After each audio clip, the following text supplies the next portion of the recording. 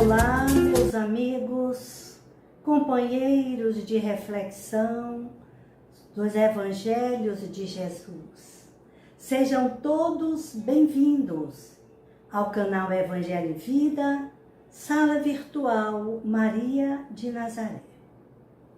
Vamos, neste momento, rogar aos nossos mentores queridos, nossos anjos da guarda e guias protetores, que nos assistam nestes momentos reflexivos, a fim de que possamos dar mais qualidades às nossas vidas aqui na Terra.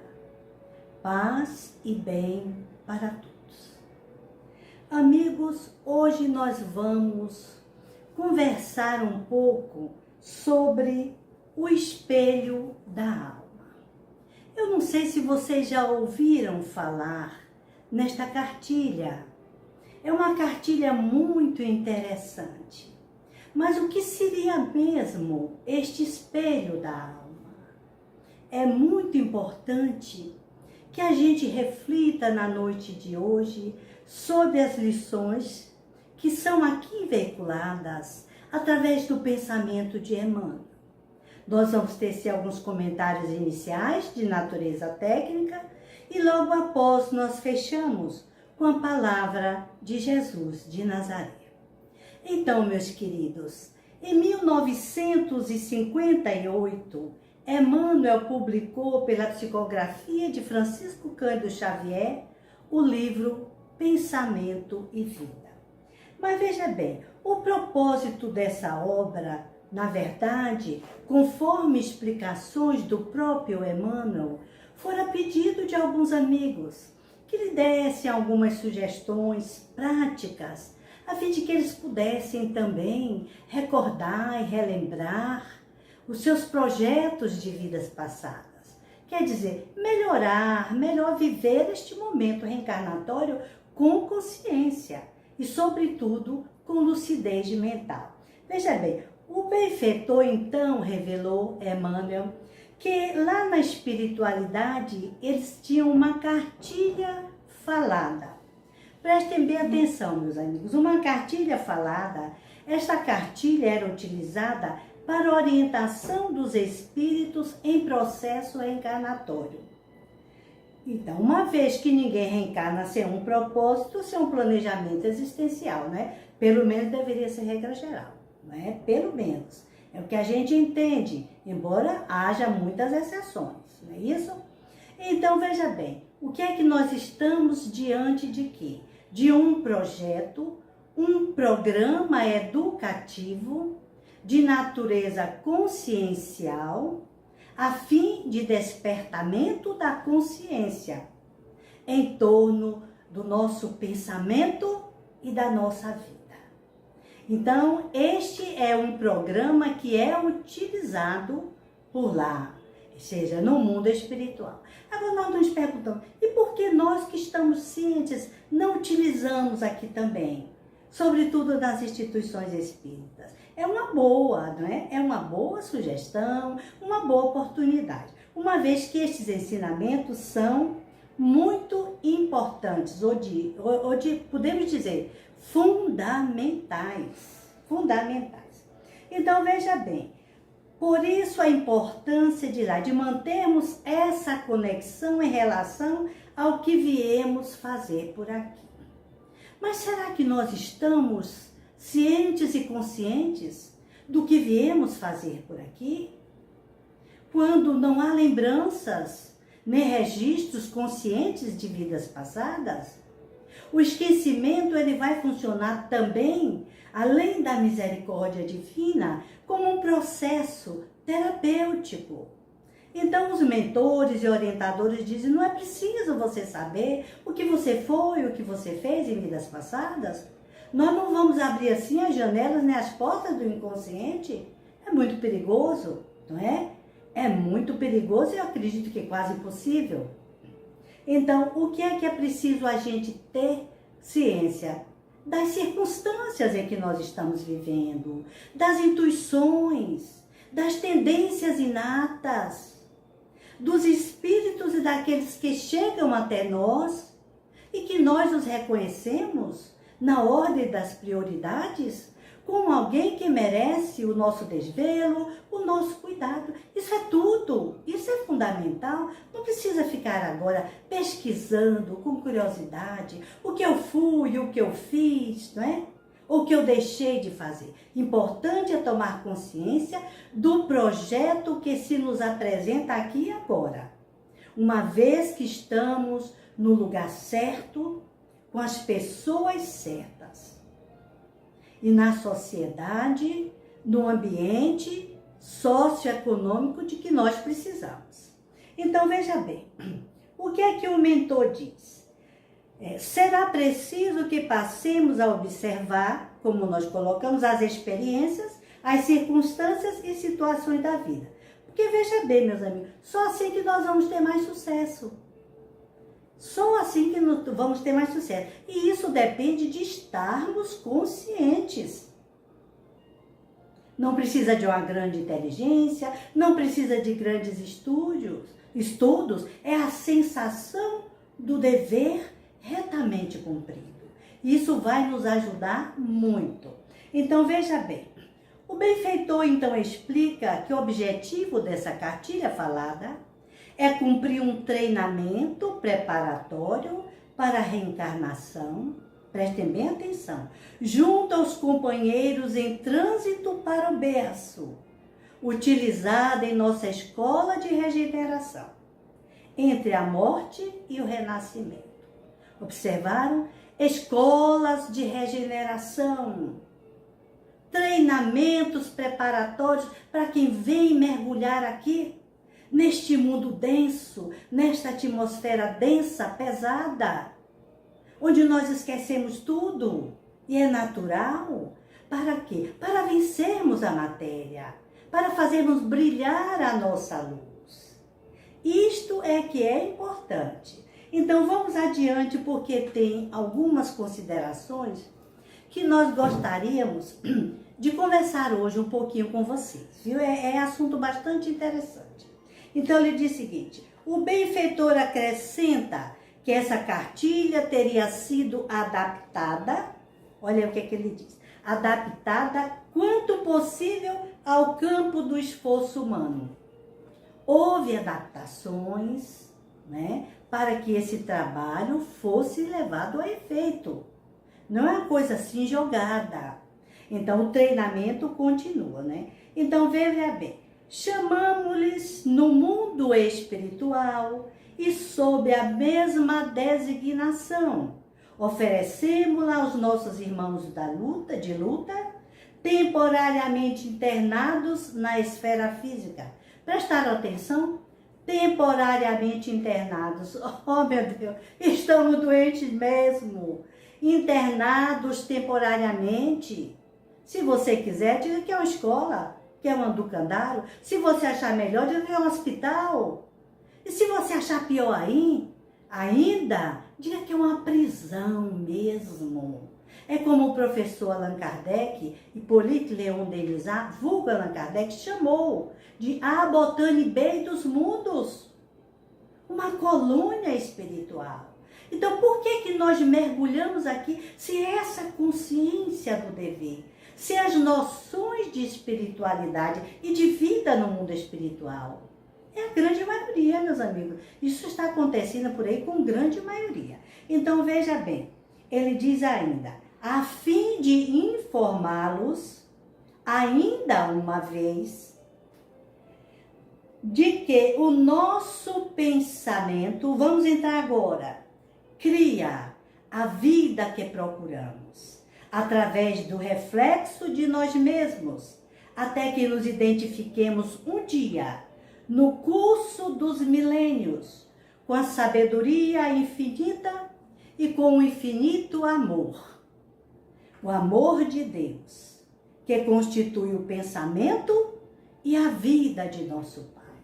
O que é que Emmanuel está aqui nos dizendo? Nós refletimos o que pensamos. A nossa vida é o nosso pensamento refletido. É o espelho da alma. todos os nossos pensamentos vão constituir o que nós chamamos momento existencial.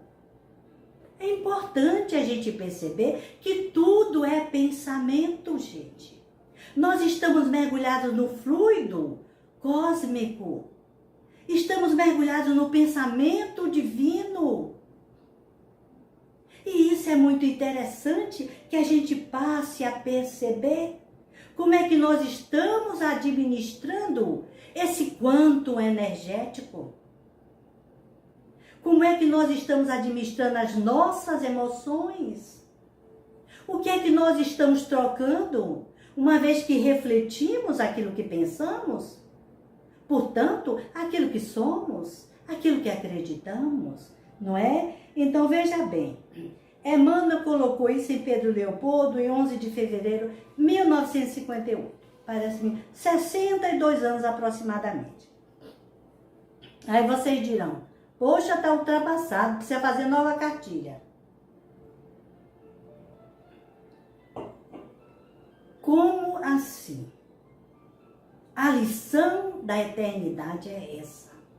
Enquanto estivermos aqui na Terra, precisamos cuidar bem do nosso pensamento. Porque quando nós retornamos para o plano espiritual, nossos pensamentos são fotografados, são vistos. Naturalmente visíveis. É claro que os espíritos grosseiros não vão ter dificuldades. Porque não é todo mundo que tem essa lucidez mental. Então é preciso que a gente entenda, como diz Jesus, buscai e achareis, batei e abri-se-vos-á, pedi e recebereis. Bata, peça, busque, mas o que é que nós estamos buscando? Esta é a pergunta que não quer calar. O que é que nós estamos buscando em nossas vidas? Temos propósitos? Temos planos de ação a médio, a curto, a longo prazo? Estamos conscientes de que somos espíritos e estamos no corpo? E que vamos voltar para a pátria de origem, que é o mundo espiritual? Olha, meus amigos, essas verdades não podem ser esquecidas. Não podem jamais ser esquecidas. Então ele diz, quem procura, acha, não é isso? Quem semeia ventos, colhe tempestades. Essa é a razão maior. Então, veja bem, nós podemos aqui, é um momento curioso, que a gente pode se perguntar. Podemos ainda nos perguntar, se nós ainda no mundo espiritual estudamos essa cartilha. Vocês podem estar se perguntando, será que eu estudei? Eu tive acesso a essa cartilha? Ou eu, ou outros tantos, não é? Porque ele está formando aqui numa população-alvo. Mas não é a generalidade. Por quê? Meus amigos, não consiste ainda uma regra no mundo espiritual nós espíritos termos lucidez. Olha aqui, vamos parar e pensar. Acabar com essa história de que morreu, que desencarnou e vai virar santo. E começamos a pedir favores, e começamos a pedir milagres, não é? E começamos a buscar ajuda. Quando na maioria das vezes, morrer é fácil, desencarnar é muito difícil. Por quê? É o processo de desidentificação com o corpo físico, que é difícil. É o processo de desidentificação com as necessidades temporariamente materiais. Então, é preciso que a gente passe a ter essas mínimas noções de vida eterna. Então, aprendemos, olha, se você está lúcido, aqueles espíritos que se encontram em momentos de lucidez, eles terão acesso, não só essa cartilha, a outros tantos projetos de preparação reencarnatória, de palestras, de cursos, desde que esteja lúcido. Nós estamos falando em mente lúcida. Nós estamos falando em consciência desperta. E por que, meus amigos? porque grande massa humana desencarna sem ter tido lucidez no mundo espiritual. Eu coloquei aqui para a gente se lembrar. Para participar de um estudo, para participar de um trabalho. Por quê? Por que isto? Porque a grande maioria dos desencarnados se encontram dormindo, muitas vezes em pesadelos. Observe-se a obra de André Luiz. Espíritos dormindo, espíritos ainda arraigados ao ódio, à vingança, sem sair do plano terráqueo, ligados aos desafetos do passado. Isso pode ser lucidez mental? Não, meus amigos. Não pode, nem deve. No entanto, nós sabemos que constitui a maioria, não é? Então vamos acabar com essa história de que morreu, está vendo tudo. De que o desencarnado é lúcido, tem uma visão integral de tudo. Não é por aí, não. Os espíritos que têm uma visão ampliada são aqueles mais evoluídos, mais esclarecidos e espíritos de sabedoria. Porque o que a gente observa é a grosseria do corpo material, semimaterial, totalmente identificado com o corpo físico. Espíritos que precisam passar e abrir portas. É porque eles não sabem, é porque eles não têm condição. A matéria ainda está densa, identificada com o corpo físico, perispíritos grosseiros, né? Então, tem fome, tem sede. Se bebiam, continuam escravizados à bebida. Se fumavam, continuam escravos do fumo, do álcool. Então, é bom que a gente atente para isso. Vamos mudar o nosso pensamento, vamos mudar a nossa vida. Então, como nós já falamos aqui, é por isso que o terráqueo, minha gente, tem muita dificuldade em entender o mundo espiritual. Por que nós aqui, terráqueos da Terra, espíritos ainda inferiores, mundo ainda vibrando numa terceira dimensão, não é? Ainda muito ignorantes. Por quê? Porque quando estivermos lá, se não estivermos lúcidos, nós não traremos os registros. Viu? Porque que há muito espírito aqui encarnado, sem ter nenhuma noção da vida espiritual, porque eles não guardam esses registros. Não guardam. Não vivenciaram. Não guardam. E sequer percebem. E continuam essa vida grosseira, essa vida amarga, essa vida de doenças, essa vida de lamentações, que não seria vida, mas um momento existencial. Então, veja bem, nós somos ainda muito atrasados. Então, importante. Então, é preciso acabar com essa fantasia de que o sofrimento está localizado geograficamente. O sofrimento está no inferno. A beleza, a bem-aventurança está num lugar chamado céu. Onde foi que vocês viram isso? Onde foi? Onde é que está escrito na lei divina? Sofrimentos não estão ligados a lugares geograficamente departamentalizados. O sofrimento está na consciência do ser que pensa.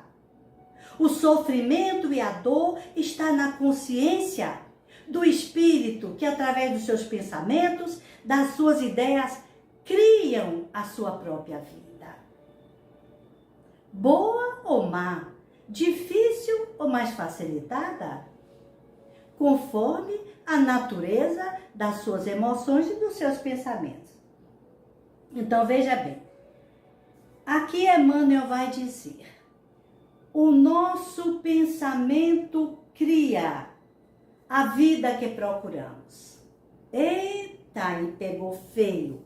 O nosso pensamento cria a vida que procuramos.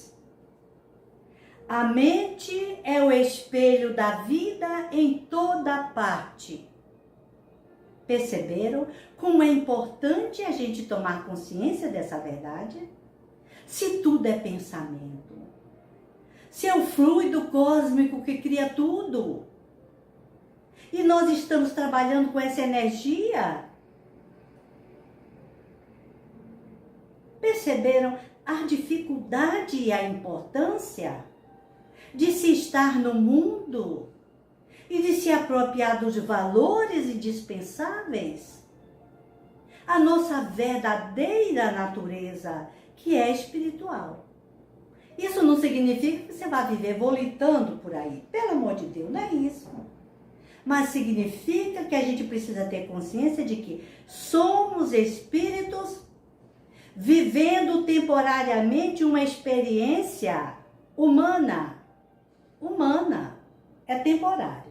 Então ele diz, conceito, como interpretá-la numa linguagem simbólica. Nós vamos ver isso aqui rapidinho, que nós vamos deixar os registros, quem quiser vai lá, procure e vai ler, viu?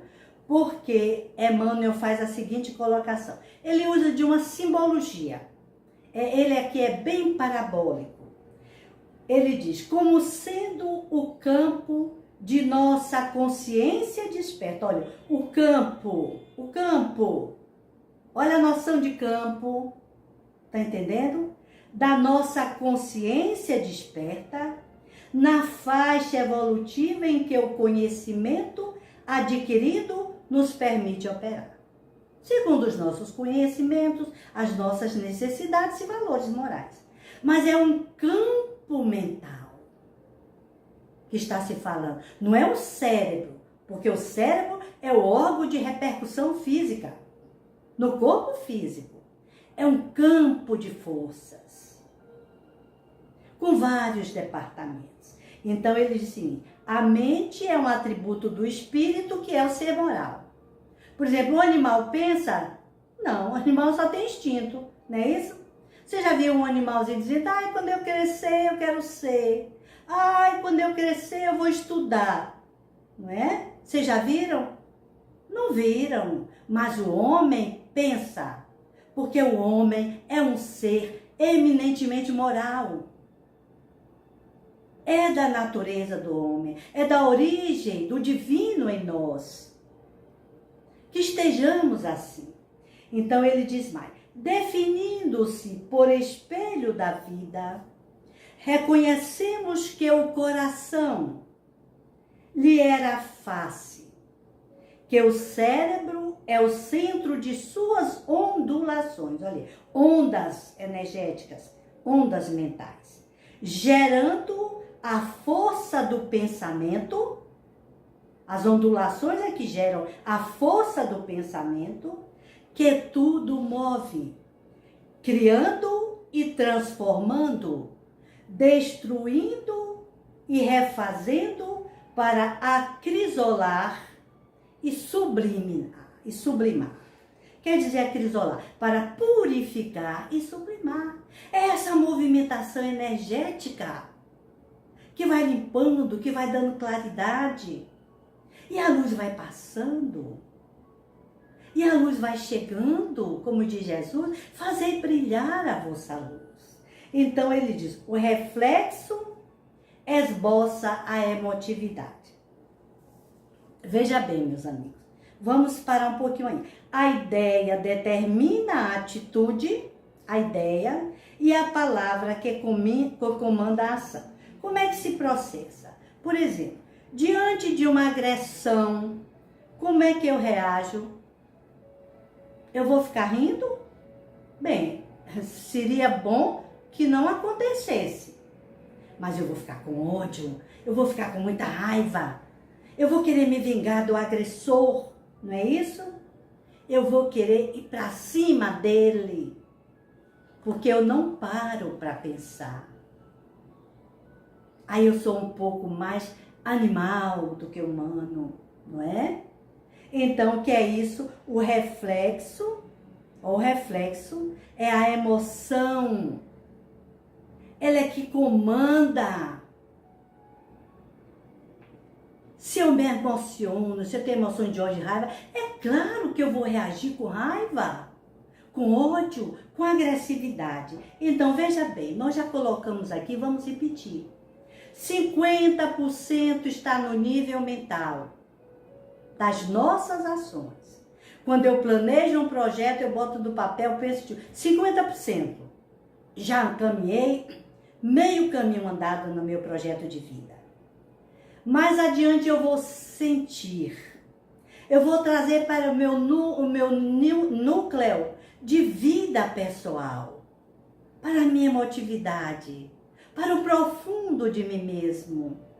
E vou amar, e vou gostar, e vou querer. Aí eu já tenho 30% a mais, 50 mais 30, 80. O que é que falta para que eu possa agir, atualizar no mundo físico? 20% para ação. Isso é quase nada. 20% para ação. Então, é aquela velha história. Pensou, sentiu, plasmou. Cuidado! Isso é muito forte. Nós estamos mergulhados nessa energia criadora. A energia mental é a fonte de energia, é a primeira fonte de energia mais poderosa que existe. A segunda fonte de energia mais poderosa é a energia sexual, que ela é responsável pela reprodução, pela manutenção das formas humanas na Terra. Não é dar prazer só e fazer sexo, não. Responsável, olha a finalidade maior, pela manutenção das formas humanas na Terra. Isso é dito por André Luiz, no livro aí, muito interessante. Então, os fatores geradores da causa podem obliterar as alavancas libertadoras. Podem obliterar, quer dizer, impedir ou se tornarem alavancas libertadoras. Então, diz mais Emmanuel. Vamos fechar aqui com um pensamentozinho dele.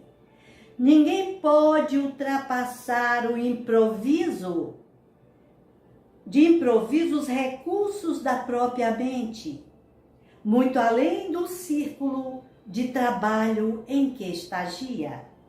Contudo, assinalamos todos nós os reflexos uns dos outros, dentro da nossa relativa capacidade de assimilação. Prestemos bem atenção. Todos nós estamos trocando.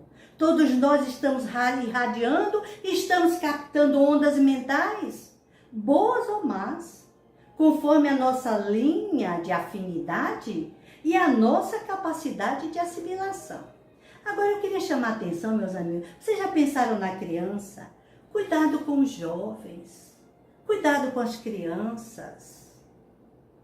Porque, veja bem, a criança, então, tem uma neuroplasticidade cerebral que vai facilitar a assimilação desses valores, sobretudo dessas ideias morais, nos primeiros anos de vida, que é a primeira infância. Com o adulto é diferente. Já está mais condicionado. Mas com a criança o trabalho é mais complexo, deve ser mais cuidadoso, mais delicado. Cuidado com esses orientadores de jovens, porque a tendência, sobretudo dos jovens, é imitar. Cria o modelo do cabelo, cria o modismo, uma camiseta, né? Uma marca, aí a pessoa já está falando bobeira, quando vê já está naquela linha de ação, querendo imitar, não é? Ou porque se sente afetivo, ou porque acha que é o ideal. Vamos colocar o nosso ideal lá em cima. Vamos pensar em valores morais, em líderes, não é? Que realmente nos dê noções de vida e nos estimulem. Personalidades que nos impressionem pelo bem que elas fazem. Significativas, não é? Então, tudo, diz lá o Dr. Manuel Filomeno de Miranda, viu? Tudo é ressonância, tudo é pensamento. Então, estamos mais ou menos assimilando as ressonâncias vibratórias uns dos outros. Viram? Como tem hora que você adoece, você está despreparado, vem alguém com aquela carga, aquela onda pesada e lhe derruba.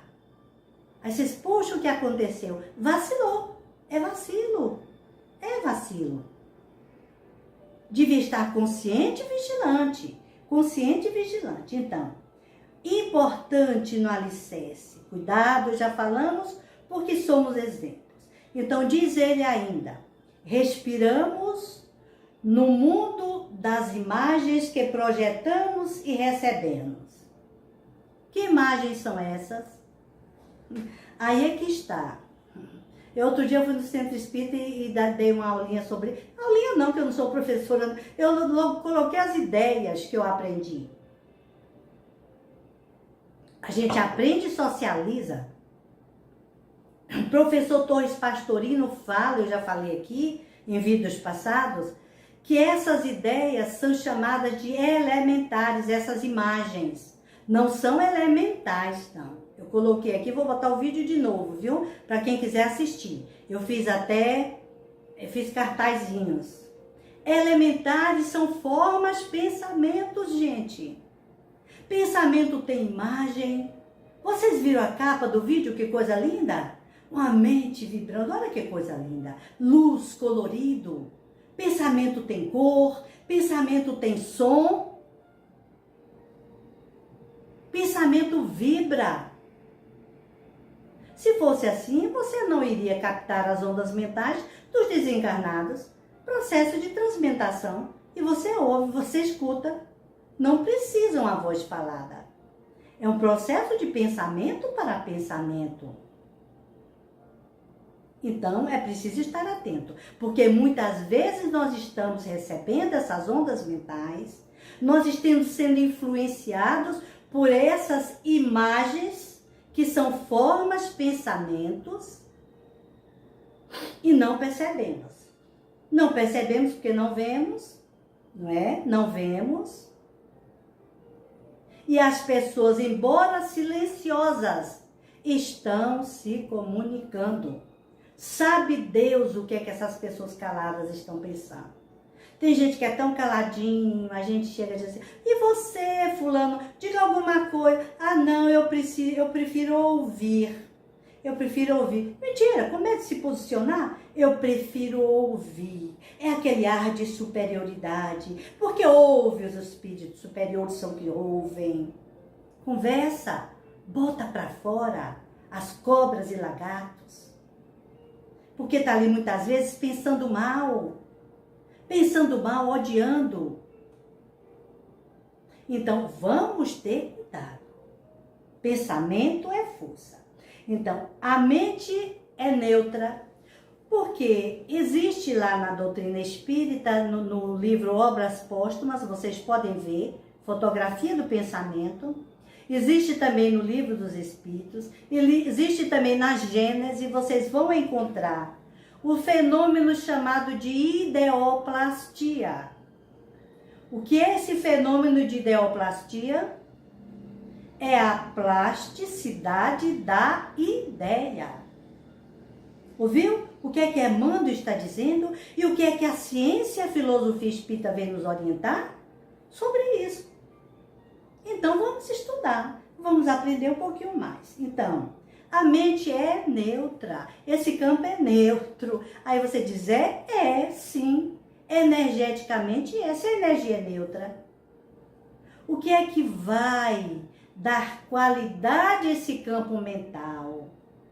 O que é que vai varrer e limpar essa casa mental? Os pensamentos, as ideias, minha gente, as ideias. Então, como é que está a nossa vida? Você já reparou aí como é que está a sua vida?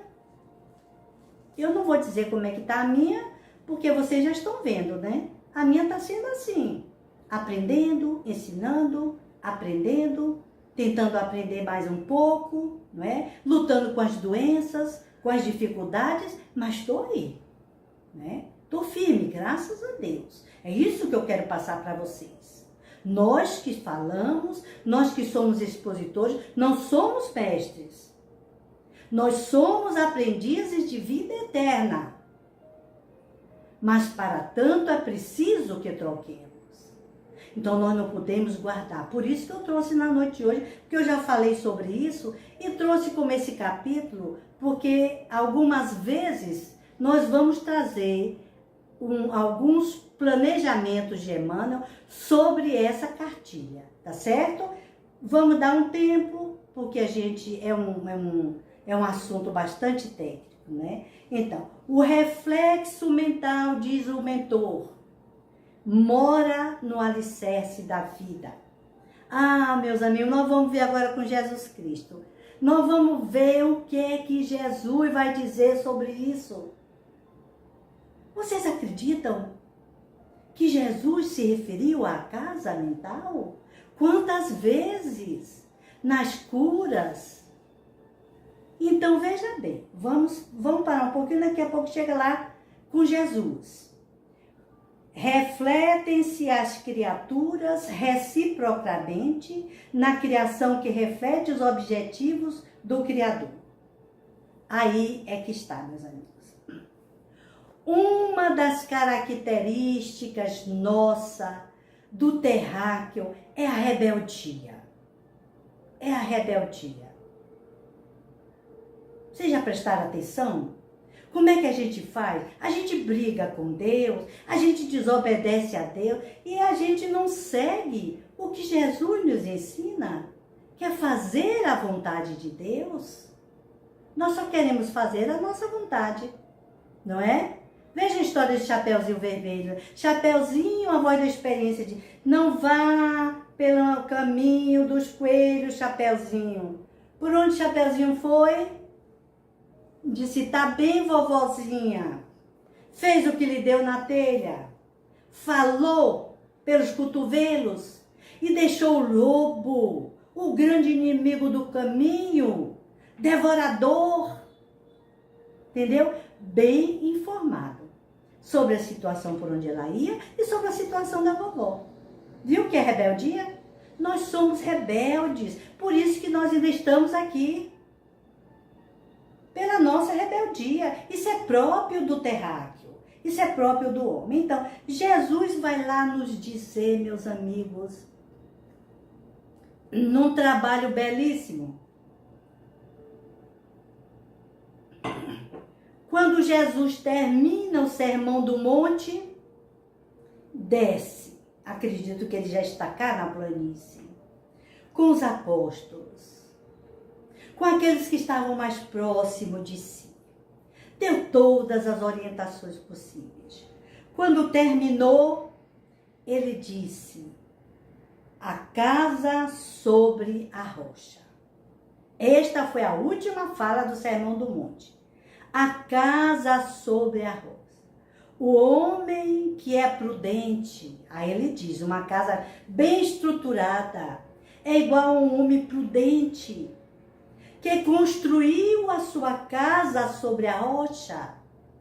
Vieram os ventos, vieram as chuvas, vieram as tempestades, e essa casa se manteve firme, porque esta casa estava alicerçada em bases seguras, irremovíveis e indestrutíveis. Veja bem, é uma casa e dois fundamentos. No entanto, o homem imprudente, que construiu a sua casa sobre a areia, vieram os ventos, vieram as tempestades, as chuvas, e a sua casa foi destruída. E a sua casa foi derrubada, porque não tinha alicerce suficiente que a mantivesse firme diante das tempestades do mar da vida. E é assim que Jesus nos ensina a cuidar da nossa casa mental. Ou será que você está aí pensando que Jesus está falando na nossa casinha física? No nosso apartamento de 3 quartos, 2 quartos? Ou na nossa casa de campo? Não, absolutamente. Jesus está se referindo à nossa casa mental. Em bases seguras, fortalecida pela fé, pelo amor e por toda a gama de pensamentos bons, construtores. É difícil? Não é difícil. É só ter disciplina e se lembrar de Jesus nos momentos difíceis. Então, seguindo Jesus como modelo e guia, há 2000 anos, e nós não conseguimos copiá-lo para refleti-lo. Duro, né? Duro. Há mais de 2000 anos, e Jesus se coloca como modelo e guia, e nós não conseguimos sequer copiá-lo. Quanto mais refleti-lo. O Cristo de Deus em nós. Esse amigo de todas as horas. Então, qual é o mandamento maior, meus amigos? Que esse Cristo nos ensina. É a base, o amor. O amor como construção do dia a dia. O amor como um trabalho pessoal e intransferível. O amor, acima de tudo, o amor. Então vamos amar. Vamos amar da maneira como nós entendemos o amor. Já é um grande esforço, já é um grande passo. Meus amigos, muito obrigada a todos vocês pela atenção dispensada. Que Deus abençoe suas vidas. Continue curtindo no canal, continue compartilhando, dê o seu like, não deixe de dar o seu like. E fique com Deus. E até breve, com a permissão e segundo a vontade de Deus. Que assim seja.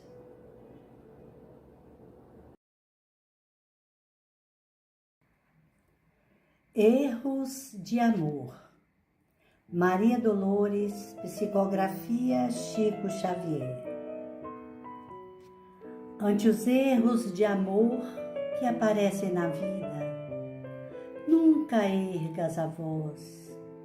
Recorda, coração, se a pessoa acusada fosse qualquer um de nós.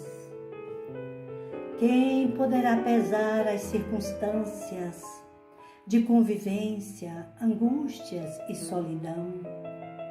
Quanta mudança chega de improviso, por um sim, por um não. Entre o afeto que sonha e o dever que governa, quanto conflito surge e quanto anseio vem. Quando a dor de ser só escurece o caminho, ninguém pode prever as lágrimas de alguém. Votos no esquecimento, afeições destruídas, ocultas aflições, desencantos fatais. Quanto chora quem sofre ante golpe e abandono, e quem bate ou despreza, às vezes sofre mais. Ante as faltas de amor, alma querida, não te des a censura sempre vã, que o teu dia de amor incompreendido talvez chegue amanhã. Problemas de quem ama em luta e prova, sejam teus, sejam meus, quem os conhecerá desde o princípio? Quem os verá? Só Deus.